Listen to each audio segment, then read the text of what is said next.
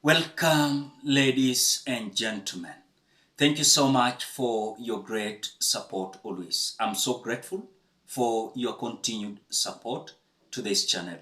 Thank you so much, ladies and gentlemen. I want to start by saying that Kimani Ichung'wah ni ule kiongozi anapenda kujipendekeza.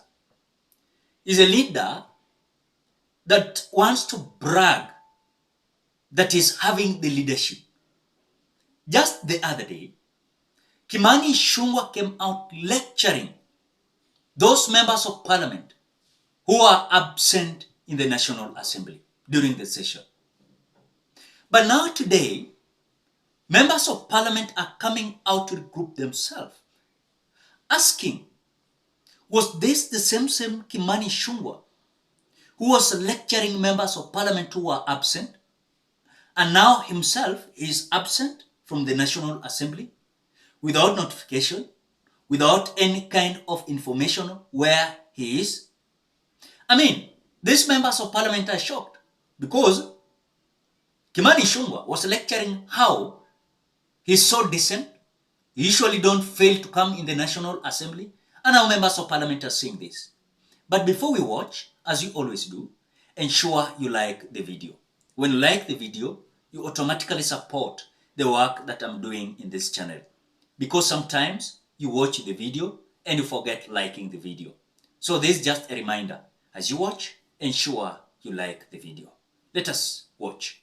Of the minority and the majority are empty. It is only last week that we had a serious discussion on the absenteeism of chairmen of committees and leadership, and a proposal was made on disciplinary mechanism to be undertaken. I would want to inquire what action shall be taken against the House leadership from both ends. Honorable Barashina was patched, but today he's here and he's been here. And the person who was calling on him, on his absenteeism, is not here, Mr. Speaker. How can this House proceed? What is this that makes the leadership to lack the desire to be here, that we want to condemn the members when they don't come here? Now we are struggling to call on the quorum, and the leadership who would have contributed to the quorum are absent in the House, Mr. Speaker. I stand. And of course, earlier on, during the finance bill, when Kenyans stormed the street, Gen Zs, to say no to of course, the finance bill, I heard Kimani Ichung'wah lecturing Luo leaders, that they were bargaining on the blood of Kenyans so that they can benefit from what they know it is good for them. There's something that I want you to understand with this kind of leadership we are having in the National Assembly. And I told you here very clear that we are having very useless members of parliament. The 13th parliament is very useless. And bigger percentage of them are so illiterate. Their main aim there is just to make money. People like Kimani Ichung'wah, they're just high bidders there. Listen to how he lectured members of parliament from the Speaker. Because you are shouting for me not to tell you the truth, but I'll speak the truth to you. As leaders from Luo Nyanza, you must lead from the front. You must stop mobilizing your people to death. You must say enough is enough and no more bloodshed. How many liters of blood do you want? For you to be able to negotiate yourselves in power, you shall no longer use bloodshed to negotiate yourselves into power.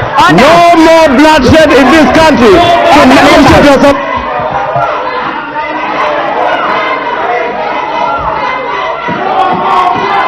Order.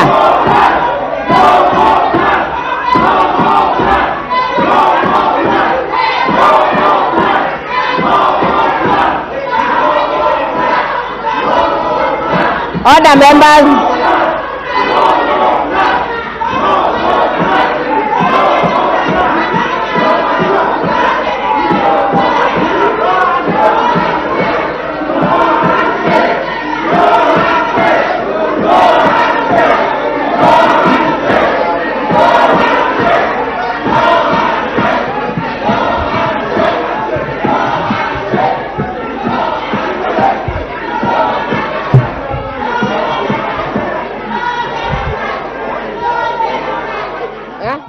And again, just the other day, the man came out shaming and lecturing those members of parliament who are absent in the House. The question is, when he was lecturing those members of parliament that they were absent, what happened today?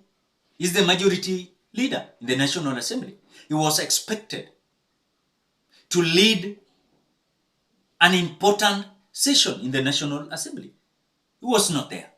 In other words, Nyani Aone Kundule. It is a man that will come out to show the way he's so superior and he understands everything that happens in the National Assembly. But on this side, he doesn't understand anything, So this is how he lectured the members of parliament.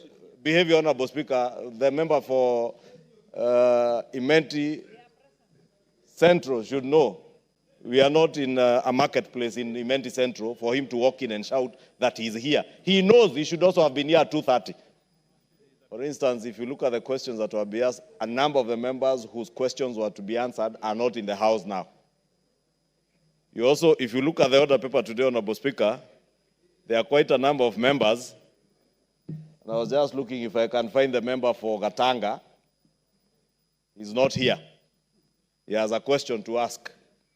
If you look around, look for the member for Embakasi West, Honorable Mark Mwenje, he's not here. And he has a question to ask. On and on, I have seen the Honorable member for Baringo Central, Honorable Kandie, is here. And we must commend the Honorable member for Baringo Central. Gonzi Rai, the member for Kinango, not here. Member for Funyula, as always, Honorable Speaker, the member for Funyula is always in the House. He has a question, he's here. Member for Bahati, the Honorable Irene Joki, not here. Member for Malava, the Honorable Malulu Ijendi, he's at his usual seat. He's always there, and he's a vice chair of a committee. Honorable Speaker, we were in the House, and I could go on and on and on and on and on.